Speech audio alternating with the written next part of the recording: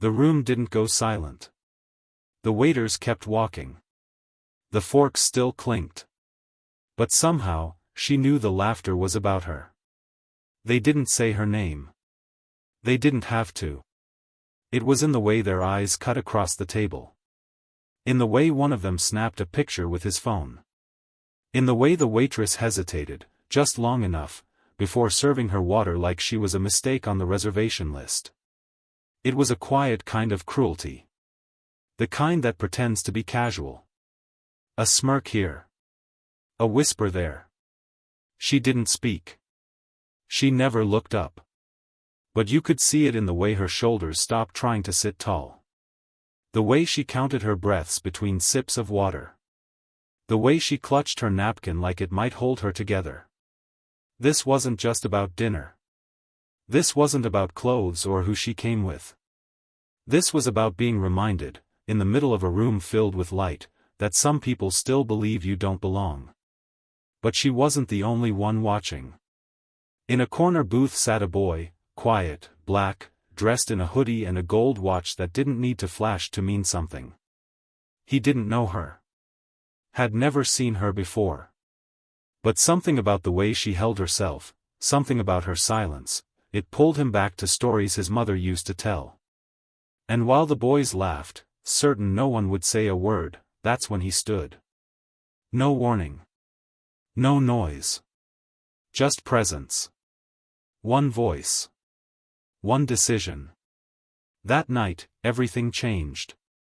Before we continue, what country or city are you tuning in from? Drop it in the comments, we love seeing where you're watching from. Hit the like button and subscribe to enjoy more of our videos. It wasn't the kind of place people walk into by accident.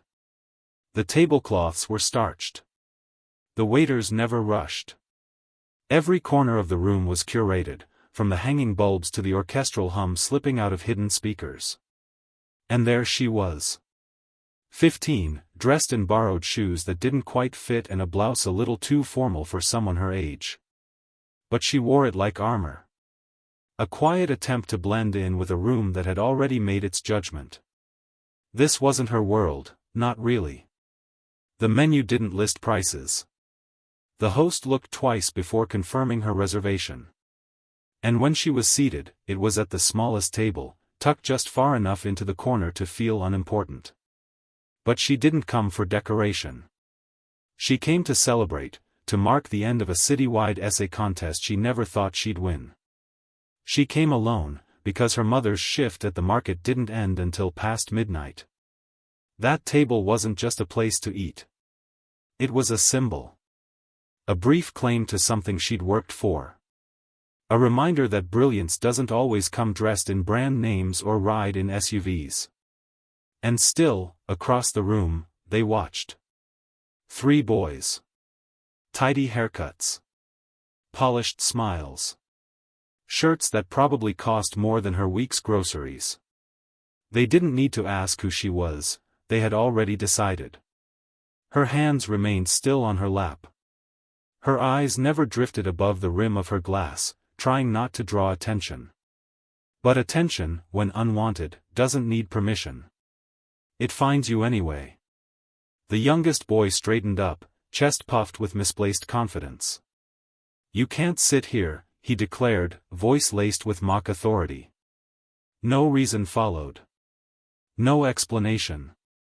Just those 4 words, sharp and cold. She didn't answer. Didn't shift. Didn't look away. She simply stayed put, as if the chair beneath her held more truth than the sneers around her. Pain flickered across her eyes. Yet her lips remained pressed together, unwilling to give them the satisfaction of a reaction. Around them, the air thickened. The other boys laughed, half-hearted, unsure.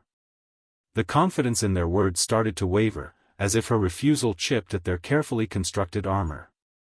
A waitress paused nearby, unsure whether to intervene or pretend nothing was happening.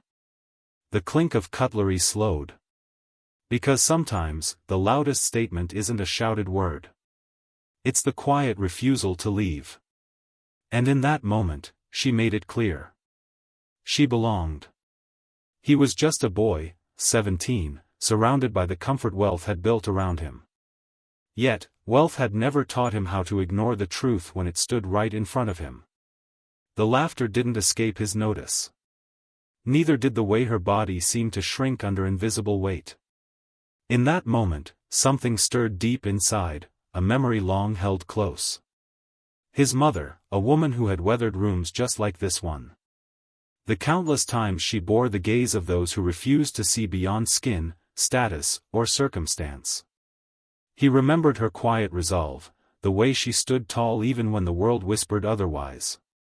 And now, here was a girl, unfamiliar, yet carrying the same silent battle. It wasn't about money. It wasn't about power. It was about respect. About dignity that no price tag could buy. The decision didn't come as a shout. It arrived like a whisper carried by the wind, subtle, but impossible to ignore. He rose without hesitation, folding his hands and walking toward her table. The room shifted. He didn't ask for permission. He didn't glance back. Step by step, he closed the distance. The table full of grins went silent, unsure if this was a joke or something more serious. He stopped beside her chair. His eyes never left theirs. Then, just 4 words. Delivered without a raised voice. "You done with that?" Not loud. Not dramatic. But heavy. The kind of sentence that lands like a warning, dressed as a question. One of the boys chuckled nervously, glancing around. But no one laughed with him this time. Malik continued. "Because if you're not, I'll wait, while you look up who pays rent on every square foot of this block." That's when it changed. The smugness faded. The boy in the middle shifted in his seat. The one with the phone lowered his camera. Everyone knew. This wasn't just some kid talking.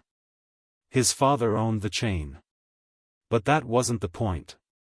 That wasn't why he stood. This wasn't about ownership. This was about responsibility.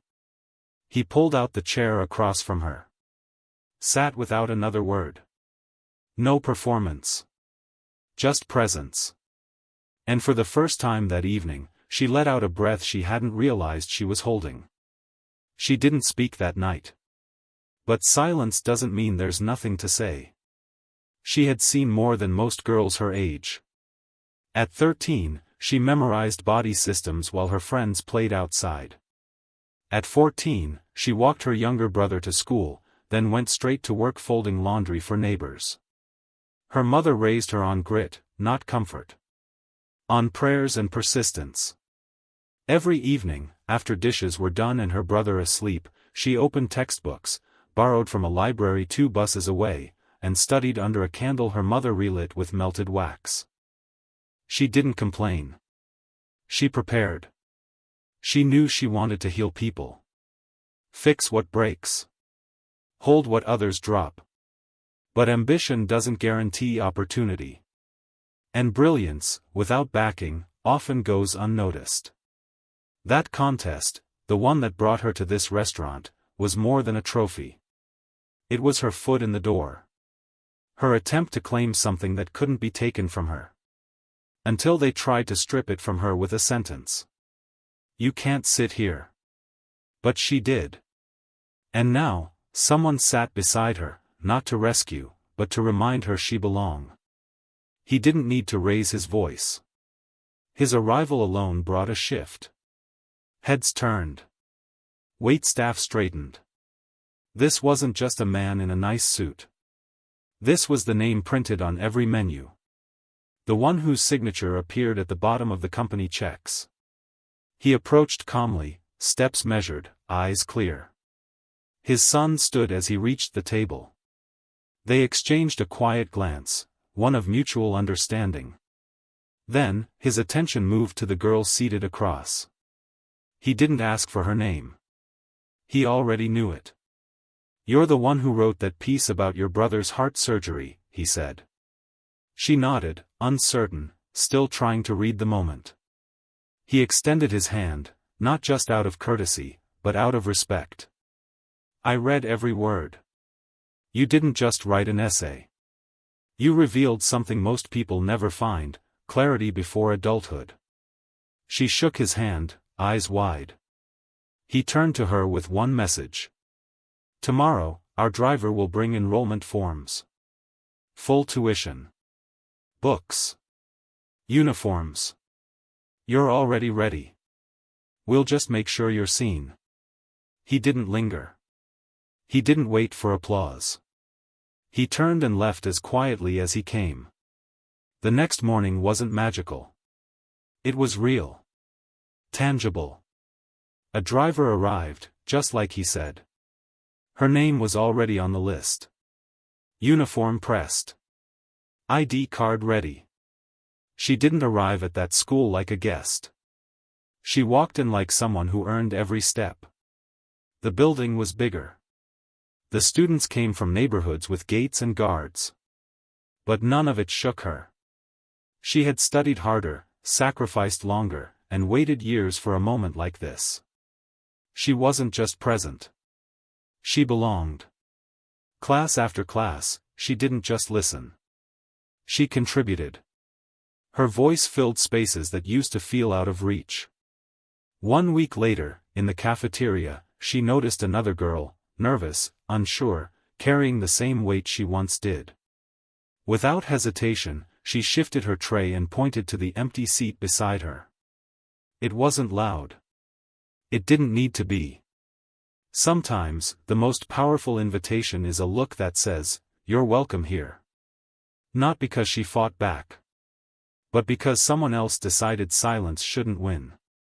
Have you ever walked into a room where people judged you before you said a word? Share your experience in the comments. What would you do if you saw someone treated this way? Share this video with someone who's ever been made to feel small, and remind them, they are more than enough.